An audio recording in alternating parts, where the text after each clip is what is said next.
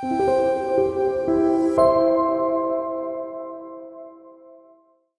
다시 이어서 대통령 지지율 다시 가는데, 아까 말씀드린 것처럼 이 대통령에 대한 지지율은 고민이에요.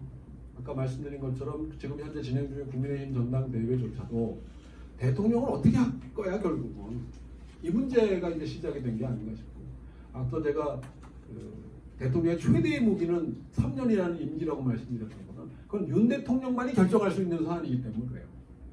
그래서 지금 이제 22대 국회가 이미 전쟁이 되고 있지 않습니까?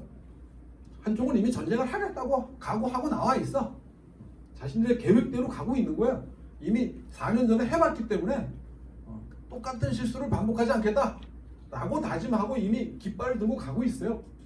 이미 뭐 촛불 행동인가도 뭐 시작을 했다는 아주 강경파들, 제일 앞에 있는 사람들 이미 하고 있는 거고, 어디선가에서는 그 완급을 조절을 하고 있어요. 뭐 뛰어봤다가 아니면 좀 걷어들였다가, 예를 들면 검사탄에 걷어들였잖아요. 그러니까 반응하고 있다는 얘기예요.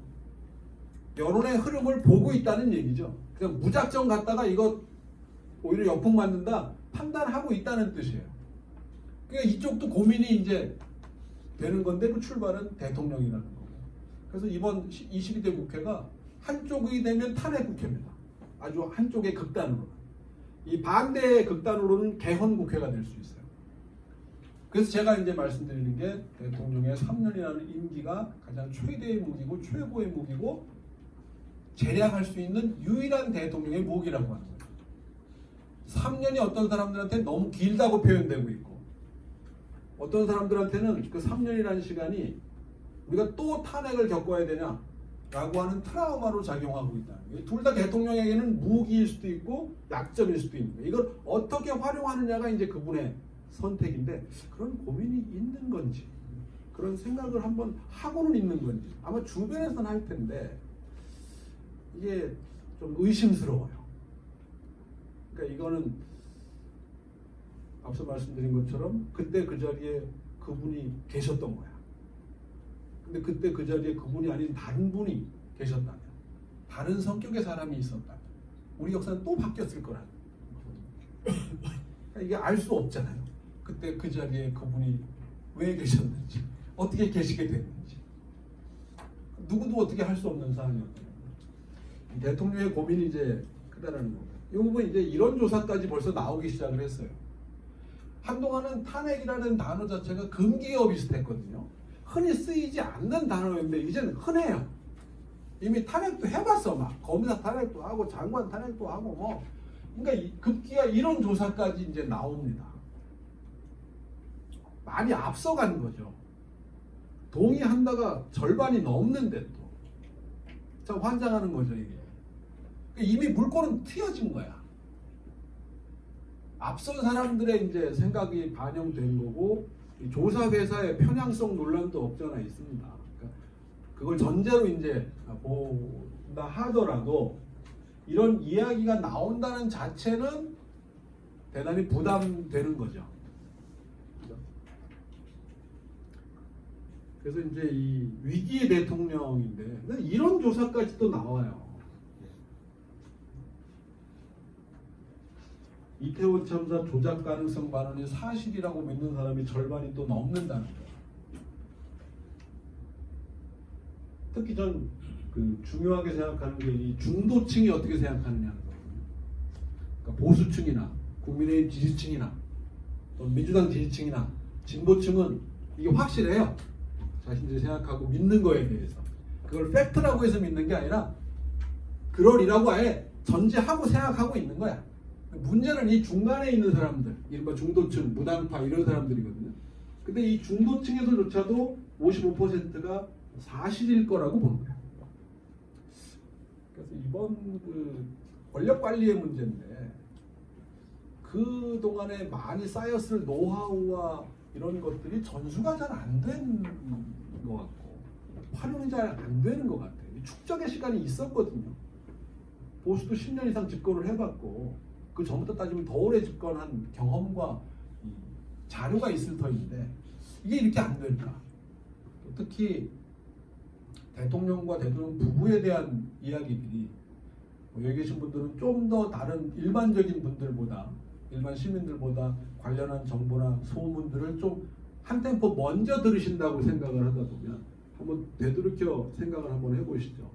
작년 말 부터 V1, V2 뭐 이런 얘기들이 나오기 시작을 했었어. 그게 이제는 거의 일상화된 용어가 되어버렸고 지금 V0라는 얘기도 있다는데 문제는 뭐냐면 이게 팩트인지 아닌지 저는 모르겠어요. 근데 제가 초점을 두고 있는 거는 그런 정황, 그런 소문, 그런 카더라라는 얘기들이 시간이 지나면서 확인이 되고 있다는 거야.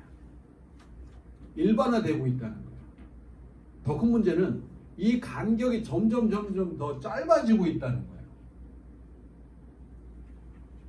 그러니까 이제 어디까지가 소문이고 미확인된 건지 어디부터가 사실인지가 막 섞여 버렸어요. 그러다 보니까 이렇게 믿게 되는 거고 이렇게 사람들이 생각하게끔 만들어져 버린 거야. 그러니까 이제 사실 여부가 중요한 게 아닌 게 되죠. 사람들이 어떻게 받아들이고 있고 어떻게 생각하느냐가 중요해져 버리게 된 거야. 그게 방향을 결정하게 돼버린 게 더 위험해진 게 아닌가라는 거예요. 상당히 위태로운 지경에 지금 와 있는 거 아니냐. 앞서 대통령 지지율 잠깐 보셨는데요. 저는 25%가 마지노선이라고 보고 있거든요. 딱 25%가 아니라 20% 중반. 굳이 숫자로 따지면 24%인데 그거는 2017년 대선 때 홍준표 당시 후보가 자유한국당으로 얻은 득표가 24%예요. 만약에 24% 밑으로 내려가 버린다고 한다면 저는 그건 보수층에서조차도 포기하기 시작한 거야. 이제 가장 오른쪽 끝에 보수만 남는 거예요. 20% 안쪽으로 들어간다고 한다면. 근데 현재까지 어떤 조사도 20% 이하로는 안 내려갔어요. 21%까지 내려간 게 가장 최저로 내려간 조사가 있긴 있었거든요. 근데 그것도 20% 안쪽은 아니었죠. 오차범위 파악 전제하면 뭐 왔다 갔다 한다고 볼 수 있겠지만 20%가 마지노선일 거다.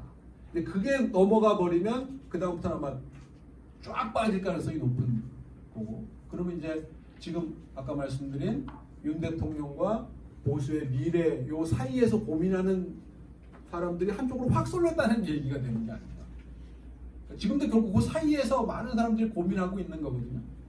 결론을 못 내고 있지만 그 결론을 낸 게 뭐냐를 알 수 있는 게 아마 이번 7월 23일 날 첫 투표 결과가 아닐까 생각이 듭니다. 참 그럼에도 대통령은 이렇게 공자님 말씀만 반복을 하고 있어요. 갈등을 해결해야 되는데 정치의 목표는 하나래요. 그런 목표에 있어서만은 정부와 국회가 다르지 않대. 근데 그러면서 계속 대결 일변도잖아요.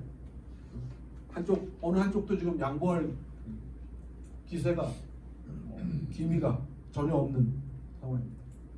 자, 그러면 어떻게 재구성할 거냐라는 거죠. 그러니까 좀 이번에 국민의힘 전당대회는 큰 의미를 가지지 않는다.